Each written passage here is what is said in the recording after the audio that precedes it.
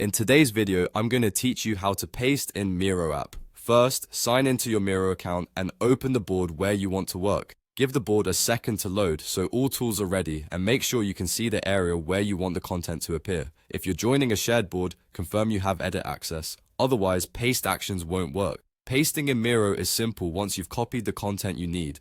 On Windows, use Ctrl+C to copy and Ctrl+V to paste. On the Mac, use Command+C to copy and Command+V to depaste.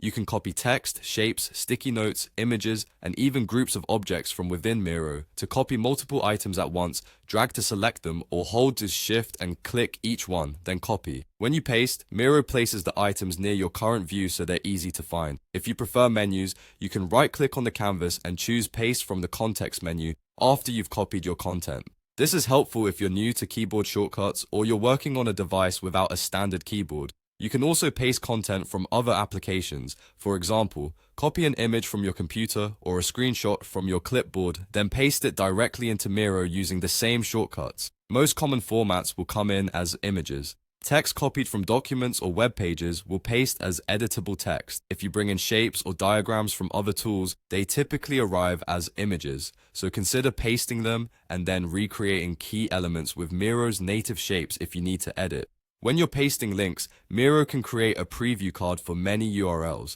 Just copy the link and paste it onto the board with Ctrl+V or Command+V. If you'd rather keep it as plain text, select the text tool, click on the canvas, and paste the link inside the text box. This gives you more control over formatting and placement. If pasting doesn't seem to work in your browser, check clipboard permissions. Browsers sometimes block clipboard access for security. Open your browser's site settings for Miro and allow clipboard access, then try again.